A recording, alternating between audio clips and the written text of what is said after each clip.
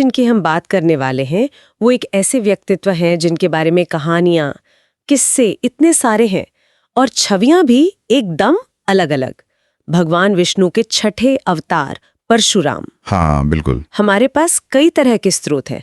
पुराणों से कुछ अंश है, रामायण और महाभारत के प्रसंग भी हैं और कुछ आजकल के विश्लेषण भी शामिल हैं। जी। तो कोशिश ये रहेगी कि इन सब स्रोतों से जो सबसे जरूरी जानकारी है वो निकालें, समझने की कोशिश करें कि परशुराम आखिर थे कौन।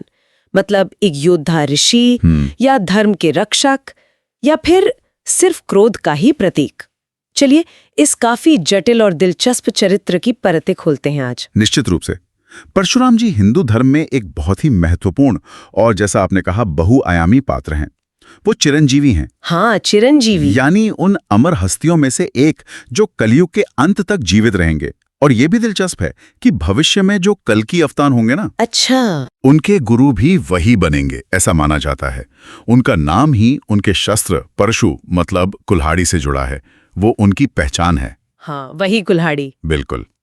तो बात शुरू करते हैं उनकी उत्पत्ति से, उनकी शुरुआती जीवन से। इसमें भी थोड़ी अलग अलग बातें हैं ना? हाँ, इसमें विभिन्न स्रोतों में ना थोड़ा अंतर तो मिलता है। जैसे परशुराम का जन्म ऋषि जमदग्नि और रेणुका के यहाँ हुआ। अब रेणुका जी की पृष्ठभूमि पर थोड़ा मतभेद है। अच्छा। कुछ स्रोत जैसे एक सनातन वेबसाइट है, वो उन्हें गुणी ब्राह्मण पत्नी बताती हैं जिनकी पवित्रता बस एक क्षण के लिए भंग हुई। दूसरी तरफ विकिपीडिया जैसे स्रोत उन्हें क्षत्रिय बताते हैं।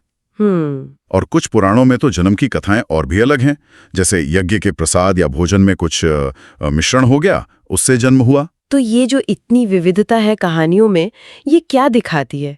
क्या इसका उनके चरित्र से कोई संबंध है? संभवतः हो सकता है ये विभिन्न कथाएं उनके मिले जुले स्वरूप की तरफ इशारा करती हों।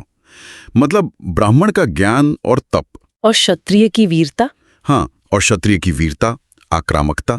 उनका जन्म ही ऐसे समय में हुआ जब कहा जाता है कि क्षत्रिय वर्ग अपनी शक्ति का गलत इस्तेमाल कर रहा था। अच्छा। तो उनका उद्देश्य था धर्म को फिर से स्थापित करना।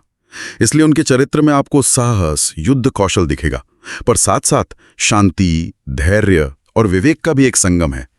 ये द्वंद्व उनके पूरे जीवन में झलकता है। और ये द्वंद्व शायद सबसे ज्यादा उस घटना में नजर आता है जो थोड़ी विवादास्पद भी है, अपनी ही माँ की हत्या का प्रसंग। उसे कैसे समझा जाए? हाँ, ये वाकई एक बहुत जटिल और परेशान करने वाला प्रसंग है। कथा के अनुसार ऋषि जमदग्नि अपनी पत्नी रेणुका के किसी क्षणिक मानसिक विचलन से, हाँ बिल्कुल, उसी तरह के किसी विचलन से इतने गुस्सा हुए कि उन्होंने अपने पुत्रों को आज्ञा दी कि माँ का सिर काट दो। जब बाकी बेटे हिचकिचाए तो परशुराम ने पिता की आज्ञा को सबसे ऊपर माना और तुरंत उसका पालन किया, माँ का सिर काट दिया। पिता की आज्ञा का ऐसा पालन, ये तो अविश्वसनीय लगता है आज के समय में। बिल्कुल। ये घटना दिखाती है कि उस युग में पितृ आज्ञा का पालन कितना ज्यादा महत्वपूर्ण माना जाता था, चाहे वो नैतिक रूप से कितना भी मुश्किल क्यों ना हो। खैर, बाद में जब जमदग्नि प्रसन्न हुए और परशुराम को वरदान मांगने को कहा, हाँ, तो उन्होंने सबसे पहले अपनी माँ को फिर से जीवित करने का वरदान मांगा और ये भी कि उन्हें इस घटना की याद ना रहे, और रेणुका जी जीवित हो गई। अच्छा। हाँ, कुछ कम प्रचलित स्रोतों में, जैसे रेडिट पर कोई चर्चा थी, उसमें यह भी कहा गया है कि पुनर्जीवित करते समय किसी दूसरी जाति की महिला का सिर लगाया गया, लेकिन ये जानकारी थोड़ी संवेदनशील है और मुख्य ग्रंथों में इसकी पुष्टि नहीं होती। परशुराम ने बाद में इस मातृ हत्या के पाप से मुक्ति के लिए बहुत कठोर तपस्या भी की। तो ये घटना ये दिखाती है कि कर्तव्य और नैतिकता, इनके बीच कितना गहरा संघर्ष था। तो इस निजी संघर्ष के बाद उनका सामना समाज के एक बड़े वर्ग से होता है, क्षत्रियों से, पिता की हत्या का बदला लेने के लिए। हाँ, वो संघर्ष उनके जीवन का एक बहुत बड़ा अध्याय है। जब हैहय वंश के राजा कार्तवीर्य अर्जुन मतलब सहस्रबाहु, उसने ऋषि जमदग्नि के आश्रम से जबरदस्ती कामधेनु गाय छीन ली। हाँ, और बाद में हत्या भी कर दी। और बाद में जमदग्नि ऋषि की हत्या भी कर दी। तब परशुराम का क्रोध भड़का। उन्होंने सिर्फ कार्तवीर्य अर्जुन को मारा, बल्कि उन सभी भ्रष्ट और अत्याचारी क्षत्रिय शासकों का जो कहते हैं कि धर्म के रास्ते से भटक गए थे, उनका 21 बार संहार किया। 21 बार? ये संख्या तो बहुत बहुत ज्यादा लगती है। क्या इसका मतलब था कि पूरी क्षत्रिय जाति को ही खत्म कर दिया? नहीं, इसे अक्सर प्रतीकात्मक रूप में देखा जाता है। जोर इस बात पर है कि ये पूरी जाति के खिलाफ नहीं था, बल्कि अधर्म पर चलने वाले शासकों के विरुद्ध था, खासकर है वंश के। अच्छा, यानी अत्याचारी राजाओं के विरुद्ध। हाँ, धर्म की पुनर्स्थापना के लिए ये एक जरूरी कदम माना गया। उन्होंने क्षत्रियों के रक्त से कुरुक्षेत्र के पास समंत पंचक नाम के 5 कुंड भर दिए थे। ये कुंड उनके प्रतिशोध की भयावहता को दिखाते हैं। लेकिन ये भी जरूरी बात है कि इस बड़ी हिंसा के बाद उन्होंने प्रायश्चित भी किया, तपस्या की। हाँ, आपने कुंड का जिक्र किया था। हाँ, जैसे अरुणाचल प्रदेश में परशुराम कुंड है। माना जाता है कि वहां उन्होंने अपना पाप धोया था। पिता की हत्या का बदला और धर्म स्थापना का ये भयानक अध्याय। इसके बाद उनका सामना अगले युग के अवतार भगवान राम से भी होता है, सीता स्वयंवर के बाद। वो घटना भी बड़ी नाटकीय है। हाँ, वो एक महत्वपूर्ण मोड़ था।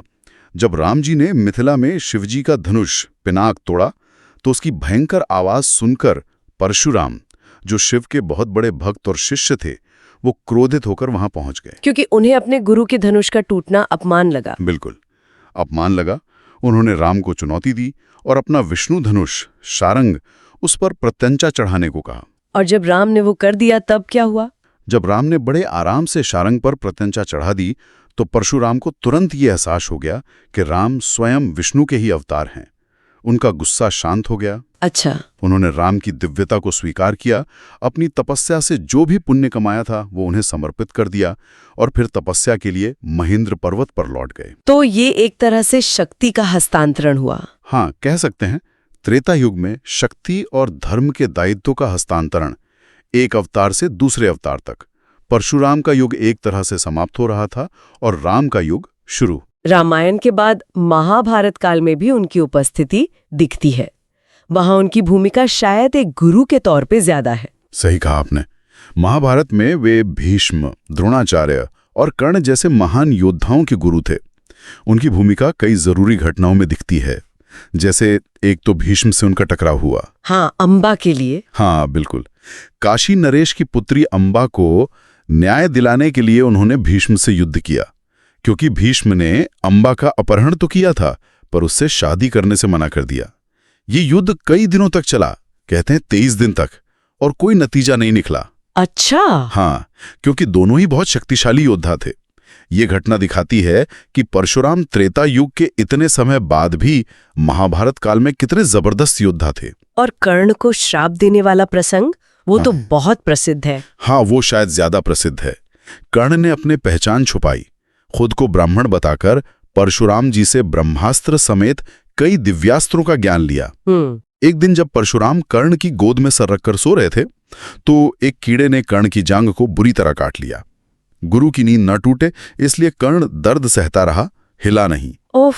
हाँ, जब खून बहने लगा और परशुराम जी जागे और उन्होंने कर्ण की ये सहन शक्ति देखी तो वो समझ गए कि इतना धैर्य किसी ब्राह्मण में नहीं हो सकता, ये जरूर कोई क्षत्रिय है। और जब कर्ण ने सच बताया कि वो सूत पुत्र है। हाँ, जब कर्ण ने स्वीकार किया कि वो सूत पुत्र है और जन्म से क्षत्रिय, तो परशुराम को क्रोध आया कि कर्ण ने उनसे छल किया है, धोखा दिया है। तो श्राप दे दिया। हाँ, उन्होंने श्राप दिया कि जिस विद्या के लिए तुमने छल किया वही विद्या तुम सबसे ज्यादा जरूरत के समय भूल जाओगे। हालांकि कुछ स्रोत ये भी कहते हैं कि परशुराम ने कर्ण की यश की इच्छा को देखकर उसे शाश्वत कीर्ति का वरदान भी दिया था, पर बेस्ट धनुर्धर का पद या राज्य नहीं। कर्ण को बाद में एक और श्राप भी मिला था, गाय मारने वाला, जिसके कारण युद्ध में उसका रथ धरती में धंस गया था। तो ये सारे प्रसंग सत्य, छल, कर्मफल, नियति, इन सब विषयों पर सोचने को मजबूर करते हैं। तो युद्ध, तपस्या, शिक्षा, श्राप, उनकी विरासत तो काफी फैली हुई है। एक कहानी वो परशुराम क्षेत्र बनाने की भी है ना? हाँ, वो कथा भारत के पश्चिमी तट से जुड़ी है, खासकर केरल और कोंकण क्षेत्र से।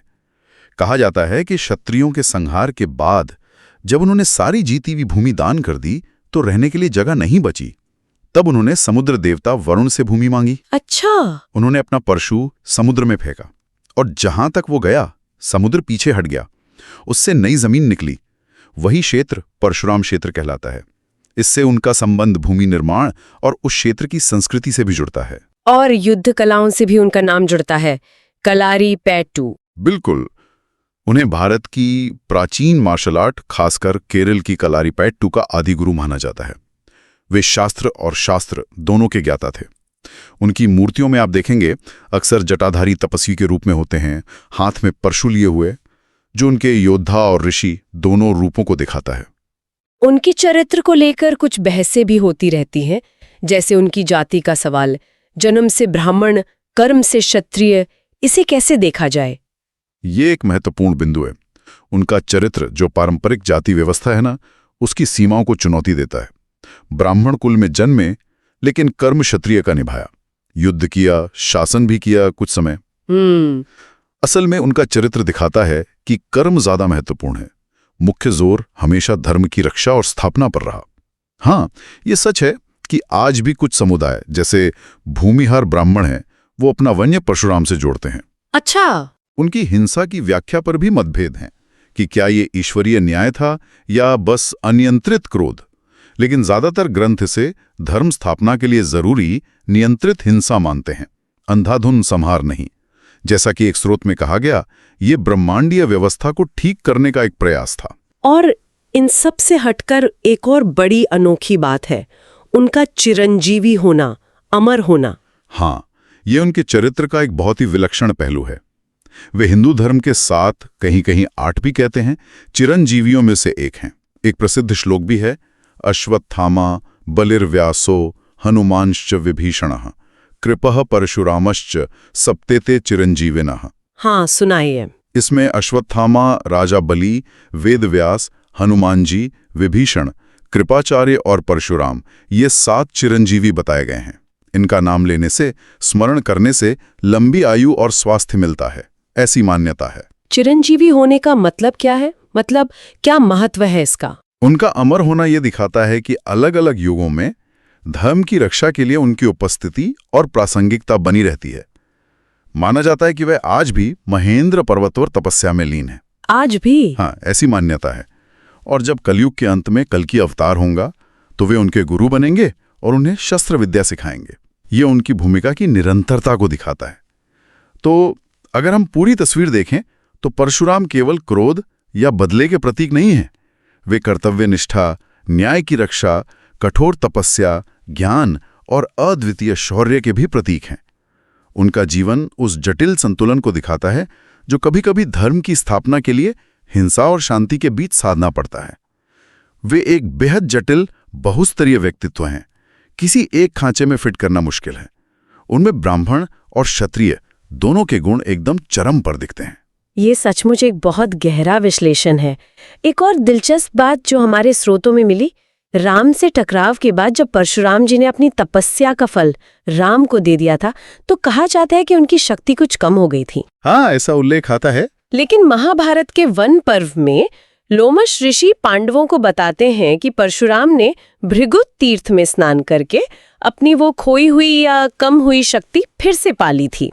हालांकि कुछ विद्वान मानते हैं कि ये प्रसंग शायद बाद में जोड़ा गया होगा। हाँ, ये संभव है कि ये बात का जुड़ाव हो। तो ये सोचने वाली बात है, क्या दैवीय या तपस्या से मिली शक्ति स्थायी होती है? क्या उसे देने या खोने के बाद भी उसे फिर से पाया जा सकता है? और अगर आज के संदर्भ में देखें, तो परशुराम की कहानी, जहां धर्म और न्याय के नाम पर इतनी हिंसा हुई, ये हमें सत्ता के दुरुपयोग और न्याय के लिए उठाए जाने वाले कदमों की सीमाओं के बारे में क्या सिखाती है? ये गहरे सवाल हैं। इस पर विचार कीजिएगा। अगली बार फिर मिलेंगे एक और ऐसी ही पड़ताल के साथ। नमस्कार। नमस्कार।